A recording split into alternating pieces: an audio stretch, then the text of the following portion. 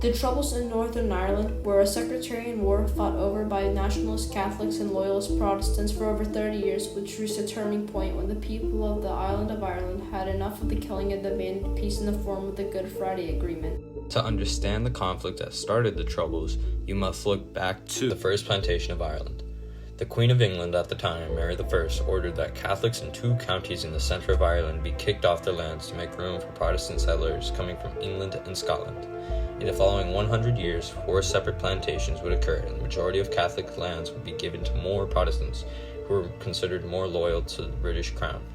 This began the divide in Ireland and became the seed of destruction known as the Troubles. A few hundred years later, the Irish War of Independence began on 21st of January 1919, and was fought between nationalist Republicans who wanted freedom from the United Kingdom and loyalists who wanted to stay with it. The war ended on the 6th of December with the signing of the Anglo-Irish Treaty.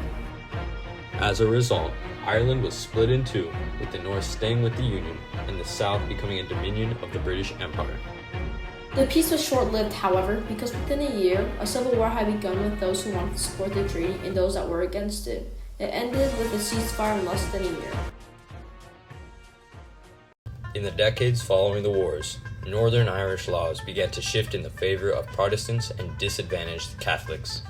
This mistreatment all led to a boiling point in the 1960s, when the Northern Irish Catholics had grown tired of being treated unfairly in all sectors of life, including the workspace, economy, and housing. Soon, organizations were formed to try and bring change to the social landscape of Northern Ireland, and over time, peaceful protests began to spring up across many cities such as Derry and Belfast. Fighting between the sides was uncommon at the time, however this all changed on August 12, 1969.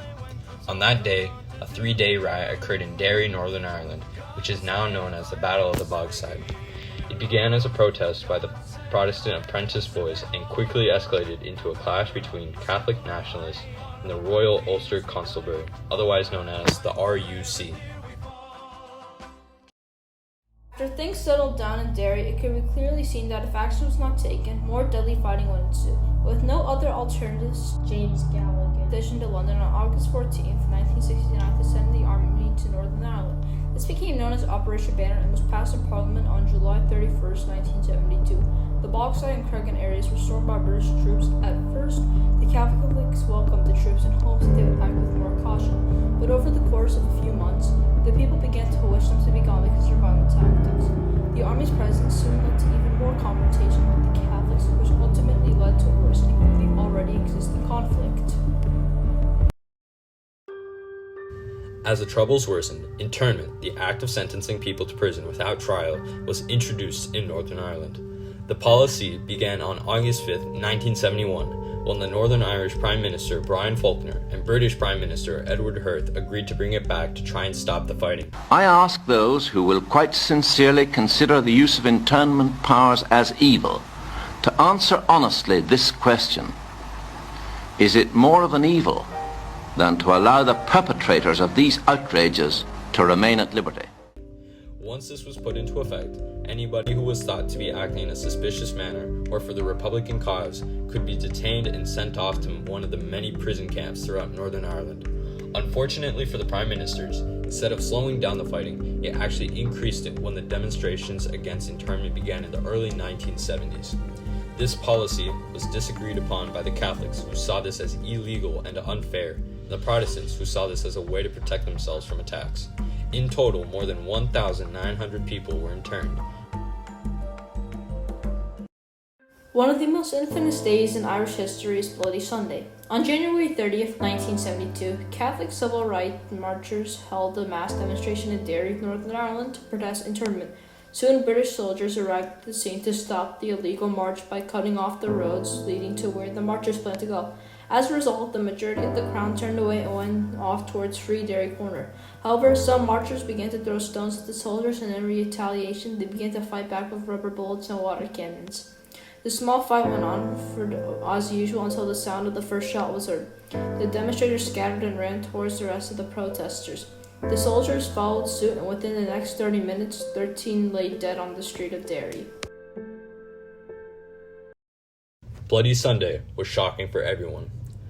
Those in London saw that the Northern Irish government could no longer control their own country, and so on March 28, 1972, the Temporary Provisions Act was passed by the British Parliament. This suspended the Northern Irish government based in Stormont and gave Westminster full control over Northern Ireland's policymaking, judicial system, and defense. This was a major victory for the IRA and emboldened them to do more attacks against the Protestants. Bloody Friday, the Protestant version of Bloody Sunday, happened on July 21st, 1972. The IRA did this in retaliation for what happened on Bloody Sunday. On that fateful Friday, 22 bombs were set off, which resulted in the death of 9 people and approximately injured 130 people.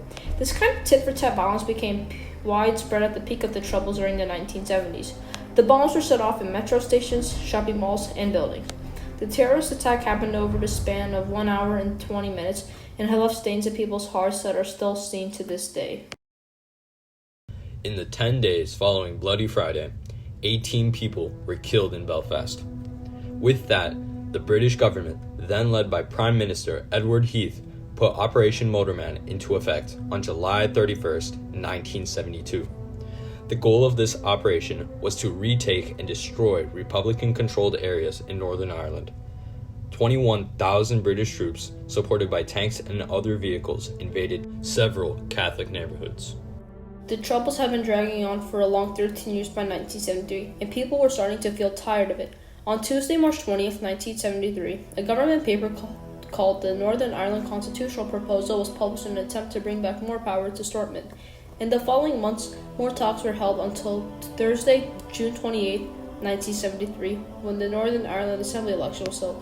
72.3% of people took part in the election, and 52 out of 78 states in the Assembly voted in favor of the papers. For the first time in many years, the new Northern Ireland Assembly came together to meet for the first time. In the years afterwards, traction was growing to make a permanent government in Northern Ireland. In 1981, the hunger strikes in Northern Irish prisons begun. The protests were undertaken by multiple prisoners found throughout the many prisons across Northern Ireland. The length of the strikes varied between individuals, with the longest of which being done by Bobby Sands. He went without eating for a total of 66 days and lost 60 pounds before his death at the HM prison maze. After news of his death was released to the public, fighting started in Catholic neighborhoods and tens of thousands of people came to his funeral. Following the death of 10 other inmates, the British gave in to several of the prisoners' demands and gave back their right to wear civilian clothing, receive mail, and have visits. The Good Friday Agreement was the turning point of the Troubles. It was a result of a push from both sides to stop the fighting which had been ravaging Northern Ireland for 30 years. The hard work of those involved in creating this document brought a tidal wave of change that Northern Ireland had been needing for a long, long time. Once in effect, power was given back to Stormont in the form of a power-sharing government between the British, Irish, and Northern Irish representatives. It brought an end to the brutal violence seen in Northern Ireland through means of disarming paramilitaries, easing political tensions, and bringing police reforms. There are still many things that the document has not solved, such as the major social divides still seen today and the frequent government shutdowns that still occur. Nonetheless, the Good Friday Agreement has turned a page on a dark chapter of the Irish people's history and has laid a foundation for harmony throughout the land through means of reconciliation. The Troubles serve as a reminder to all of us that peace is the way to go. Just as the Dalai Lama said, peace does not mean an absence of conflicts. Differences will always be there. Peace means solving these differences through peaceful means, through dialogue, education, knowledge, and through humane ways. Thank you for listening.